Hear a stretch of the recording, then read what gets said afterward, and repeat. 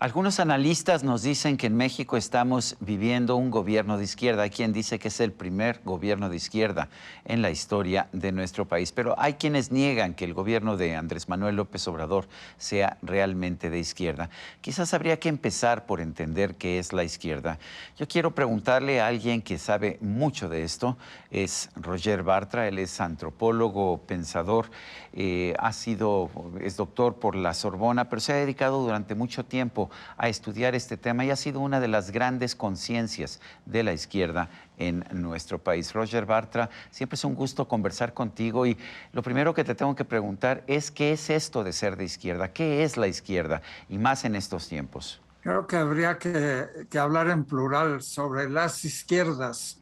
Es muy difícil definir una izquierda, porque es un abanico de posiciones políticas, incluso muy contrapunteadas, muy diferentes.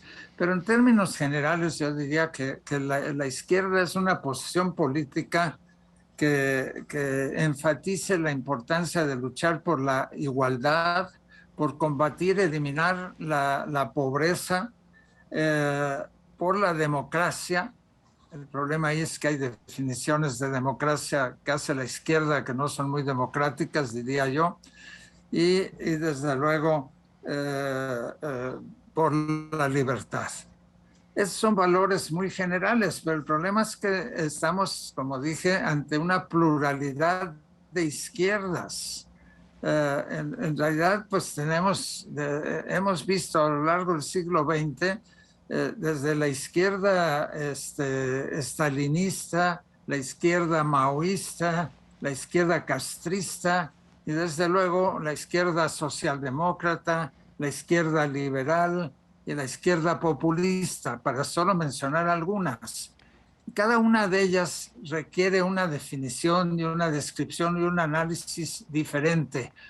Así que nosotros lo que no funciona es dividir el mundo entre izquierda y derecha, como tampoco se puede dividir el mundo entre buenos y malos, entre buenos gobiernos y malos gobiernos, gobiernos de izquierda, gobiernos de derecha. Hay que matizar, pero el concepto de izquierda sigue siendo importante, pero nos tenemos que ubicar claramente dentro de una posición y aclarar cuál es la nuestra. Yo me confieso claramente un socialdemócrata, un socialista que ha recibido la influencia del liberalismo, etcétera. Esa es mi posición y desde ese punto de vista es muy difícil considerar al gobierno de López Obrador como un gobierno de izquierda. Ahora, Desde mi perspectiva, se trata de un gobierno de derecha. el presidente dice que es un gobernante de izquierda, lo ha dicho y ha dicho que él se preocupa por los pobres, que nadie más lo ha hecho, que él se preocupa por los ninis, que reparte dinero, que apoya a los que menos tienen. ¿No es eso un gobierno de izquierda? No forzosamente. Yo no creo que... Primero, López Obrador ha dicho muy pocas veces que es un gobierno de izquierda. El programa de Morena creo que menciona la palabra izquierda solamente en una ocasión. Y si examinamos su programa, es un programa que no tiene gran cosa de izquierda. Defender a los pobres es ser de izquierda. Bueno, los franciscanos también son de izquierda.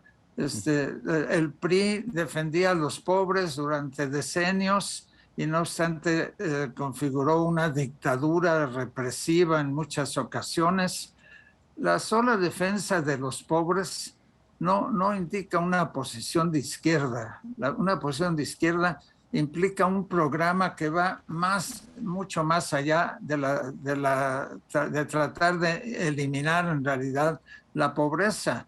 De hecho, las democracias liberales capitalistas han logrado en gran medida expandir a tal punto la clase media que las capas de pobreza son muy delgadas en muchos países, en Europa, en Estados Unidos, etcétera. Hay que ir más allá. Lo que pasa es que López Obrador tiene en la cabeza lo que se ha llamado tradicionalmente una democracia plebiscitaria, en donde los partidos políticos, el parlamento, etcétera, los poderes autónomos no tienen, hay que marginarlos lo más posible. Roger, entiendo quizás que el presidente no dice tanto que es de izquierda, aunque sí tilda a todos sus enemigos, adversarios o críticos de ser conservadores, quizás por eso la idea. Pero tú estás yendo más allá, estás diciendo que es de derecha. ¿Es López Obrador un presidente de derecha? Yo creo que sí, es claramente un presidente de derecha.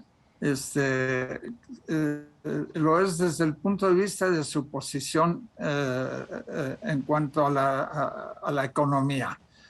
Él es, hay que aclararlo, no es simplemente de derecha, es un populista de derecha. ¿Qué quiere decir populista? Dentro de las diferentes gamas de la política, el populismo es una posición que tiene ciertos visos anticapitalistas que trata de frenar el desarrollo del capitalismo. Y eso es lo que es López Obrador. Él piensa en una economía precapitalista ideal que tiene en la cabeza, la ha definido en sus libros. Eso no tiene nada, es un populismo. ¿Y por qué es populismo de derecha? Porque hay populismos de izquierda también. Es un populismo de derecha porque no ha sido capaz o no ha querido hacer una reforma fiscal avanzada que logre fortalecer al sistema, los sistemas de seguridad social, la educación, etcétera. Es de derecha porque ha militarizado muchas de las funciones que deberían ser civiles en México. Es de derecha porque tiene tendencias autocráticas muy notables.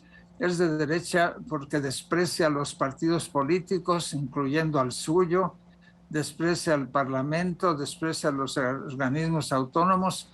En fin, la lista es larga. Yo no creo percibir ningún elemento izquierda. El hecho que haya un flujo monetario directo casi del bolsillo del presidente a sectores de la población que viven en condiciones precarias no lo hace un presidente de izquierda, ni mucho menos. Te dices a un socialdemócrata y finalmente, pues esta es una corriente que empezó con pensadores como Edward Bernstein, que se opuso al marxismo tradicional, a la izquierda comunista y que se fue desarrollando. Pero si vemos hoy a los países del norte de Europa, por ejemplo, o países como Canadá, pues nos vamos a dar cuenta que son países que se precian de tener una socialdemocracia. ¿Cuáles son sus características? ¿Qué funciona en estos países y cuáles son sus problemas? Lo principal en una posición socialdemócrata es que a partir de un análisis de las funciones del capitalismo, llega a una conclusión muy diferente a la de los marxistas tradicionales. Llega a la conclusión de que no es necesaria ni posible ni deseable una revolución, sino que es posible reformar al capitalismo. Parte de la idea de que el capitalismo además no es algo que está inmóvil, está evolucionando y que dentro de ese proceso es posible realizar reformas que logren una estructura política fuerte que beneficie a los más pobres, que abogue por la igualdad y que se refiere básicamente a la educación y a la seguridad social, que son los dos grandes pilares del Estado benefactor, que es una de las bases de la socialdemocracia. Esa es la base y eso es algo tremendamente importante que se desarrolló mucho durante la posguerra, la inmediata posguerra, durante los famosos 30 gloriosos años y que hoy está en grandes dificultades, sobre todo por razones fiscales y de otras razones políticas también. Esa posición socialdemócrata yo no veo que no esté impregnando de ninguna manera las posiciones del gobierno mexicano de hoy día. Hay gente dentro del actual gobierno, incluido el propio presidente, que consideran que tú has cambiado, Roger, que has abandonado la izquierda, que has asumido posiciones conservadoras. ¿Es cierto? Yo originalmente partí de posiciones que llamábamos revolucionarias. Fui militante del grupo que encabezaba Rubén Jaramillo, que por cierto fue asesinado por López Mateos, por el presidente López Mateos. Y durante decenios fui militante del Partido Comunista y durante una primera parte de esa militancia yo creía efectivamente en la revolución. ¿En qué cambié? Cambié en que me volví reformista, revisionista. En aquella época era un insulto incluso. Me volví primero lo que se llamaba eurocomunista, que en realidad era una especie de socialdemocracia dentro de los partidos comunistas. Yo recuerdo a Enrico Berlinguer, que fue quizás el primer comunista italiano que empezó esta transformación. ¿Influyó sobre ti? Muchísimo. Incluso cuando Berlinguer vino a México, yo fui el encargado de presentarlo. Así que, desde luego, y también a Santiago Carrillo, conocí a Georges Marchais, que era un poco más dudoso, pero en fin, yo me inscribí en esa corriente que era claramente una socialdemocracia dentro de los espacios de los partidos comunistas. Así que en ese sentido, ¿que he cambiado? Claro que he cambiado. Dejé de abogar por una revolución violenta y me incliné por las reformas. Eso es un cambio importante. Eso es un cambio, como me ha acusado el presidente, un cambio hacia posiciones conservadoras en lo más mínimo. Es un cambio dentro de la izquierda. De hecho, las posiciones revolucionarias a la antigüita, como se conocían en la época stalinista, prácticamente han desaparecido o han derivado en posiciones extremadamente reaccionarias. Nos dices que el presidente ha tomado una serie de posiciones que lo harían de derecha. ¿Hay una diferencia entre ser de derecha y ser conservador o es lo mismo? No, yo creo que son, digamos, símbolos y calificativos en la política que sirven para diferentes cosas. Digamos, la palabra conservador tiene una función, o tuvo una función en tiempos en que desde posiciones liberales se luchaba contra la monarquía, contra los privilegios de la nobleza, etcétera. Se luchaba contra quienes querían conservar ese régimen antiguo. Posteriormente, el concepto conservador, yo creo que se ha desgastado mucho, pero el presidente se ha enamorado de él y lo utiliza a cada paso porque le recuerdan los tiempos de Juárez. La confrontación entre conservadores y liberales. Hoy en día yo creo que es más interesante utilizar como símbolo la idea de derecha. La derecha, igual que la izquierda, son muchas derechas. Hay muchos matices, muchas clases de derecha. La derecha del presidente es un populismo de derecha, es más parecido al que hay en Turquía, que el que hay en Venezuela. Pero tienen en común esta tendencia autocrática, autoritaria del líder. Eso tienen en común y eso es un elemento muy importante y muy peligroso.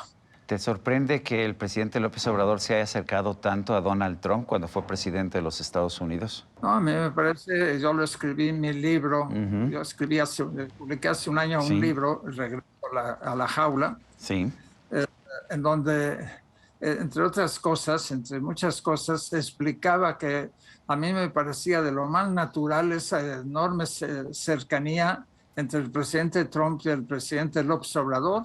¿Por qué? Porque tienen en común esa posición política populista de derecha. Hay contextos muy diferentes en uno y otro país, pero sin embargo eso es lo que los unía y eso es lo que separa al actual presidente de Biden, del presidente mexicano, de Biden, y es lo que los separa también del gobierno socialista español.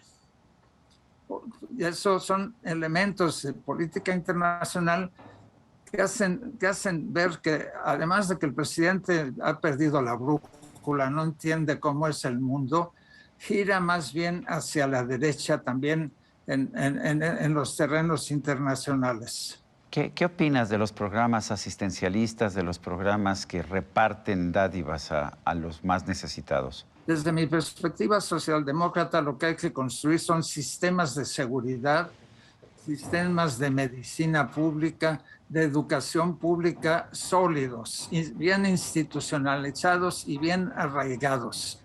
Las dádivas y los flujos en monetario directamente a la población pueden ser en algún momento un elemento de algo de salvación, digamos, pero es algo que además ha sido utilizado por toda clase de gobiernos en México. Una de las peculiaridades de los gobiernos de la época nacionalista revolucionaria, del PRI, era justamente ese flujo de recursos directamente a sectores empobrecidos. No es ninguna novedad, es una variante de lo que ya hacía el nacionalismo revolucionario.